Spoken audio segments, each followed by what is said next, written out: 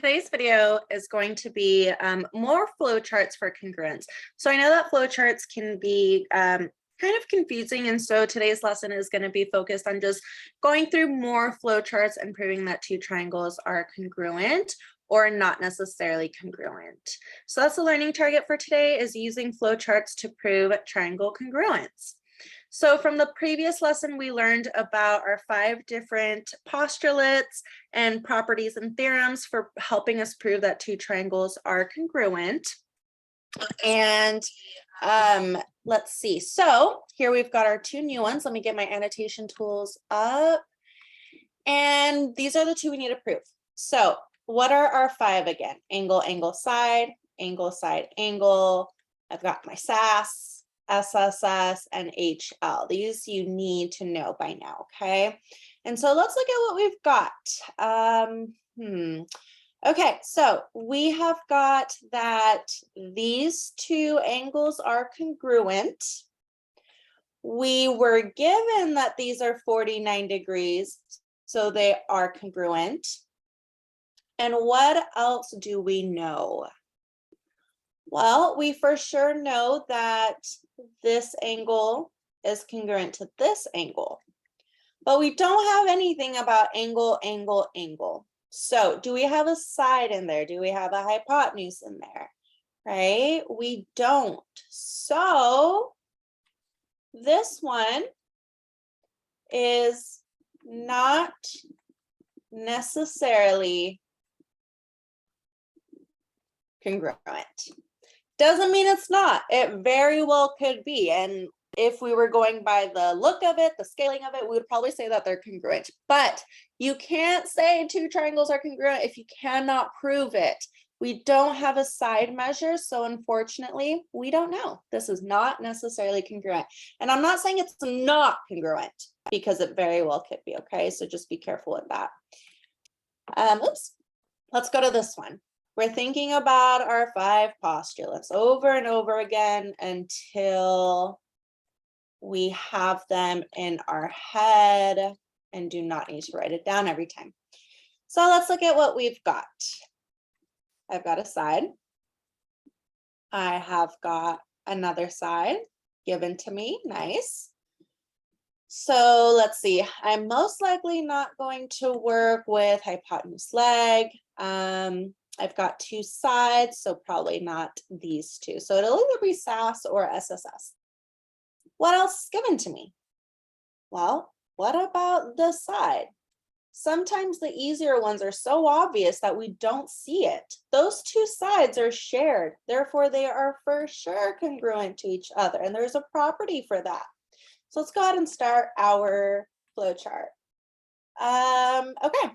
It doesn't matter where you start. I'll just go from kind of left to right maybe. So I know that A and B are congruent, or is congruent to AD, right? This side is congruent to this side, AD. And how did I know that they're congruent? Well, it was given to me in the form of some markings.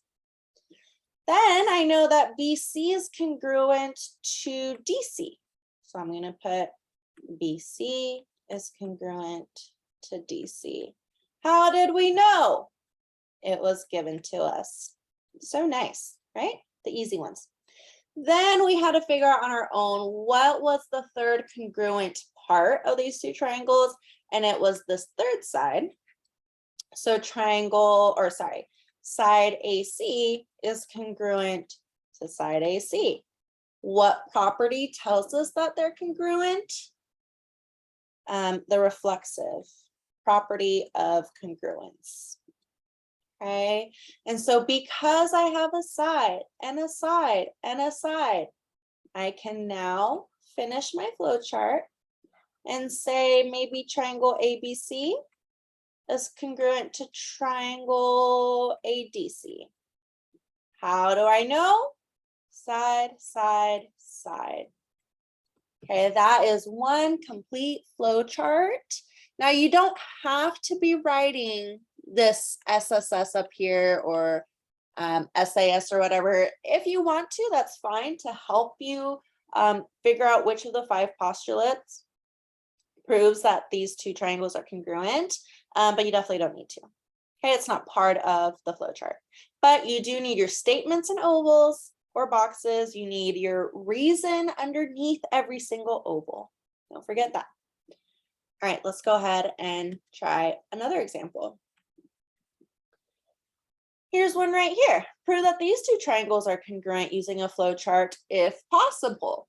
Okay, so is this possible? Well, first of all, something is ringing in my head that there are two parallel lines. So given that these are two parallel lines, I'm going to see if there's a transversal cutting through them that could create alternate interior angles. And here it is. That transversal is cutting through these two parallel lines. And what did we learn from a couple lessons ago about the angles that are created by two parallel lines being cut by a transversal? We learned, let's see, that these two are congruent. Let me use a different color, orange. These two angles, and since this has one tick mark, I'm going to do two tick marks for here, are congruent. And how do we know that? Because of alternate interior angles. So I've got my angle. I've got my angle. What else am I missing? A side. And do I have a side there? Yes, I do. Sometimes it's so easy and obvious that we miss it. And it's this guy right here, right? Those share a side, so they are definitely equal to each other. They're congruent. So let's go ahead and start our flow chart. Now that we know, we're gonna be using angle, side. So I'll start with my parallel lines. Remember, if you have two lines that are parallel and it's there for a reason, it leads you to proving that parts of a triangle are congruent. You need to put it there. So I'm gonna put AB is parallel to, by the way, two lines like this represents parallel, DC. And how do we know that they're parallel? It was given to us. And because they're parallel, now I can say angle ABD is congruent to angle CDB. And let me state it again. If I'm trying to figure out this angle right here, I need to go ABD. And then if I'm talking about this angle here, I have to go ABD, CDB. Okay, and how do I know that they're congruent? Because of alternate interior angles. Okay, what else do I know? Well, I know angle A is congruent to angle C. How do I know that? It was given to us. That was nice. What else do I know? I know BD is congruent to itself. And how do we know that? By the reflexive property of congruence. Kind of ran out of room there, sorry. Okay. Hopefully your flowcharts will look much prettier than what I'm able to do on my computer. And now I can finally say that triangle, I don't know, ABD is congruent to triangle CDB. And how do I know? Angle, side. And if you need help, write it up here. Angle, side. So that is a flow chart proving that these two triangles are congruent. Go ahead and try it again on your own paper without my help. See if you can replicate it. Check your answers, and then let's go ahead and move on. Oops. So our last example, okay, prove that these two triangles are congruent using a flow chart if possible. All right, I see two parallel lines. That immediately is ringing some bells in my head, right? That is going to mean something, probably. So I have two parallel lines. It's being cut by this transversal, I'm going to extend the lines if that helps you see it.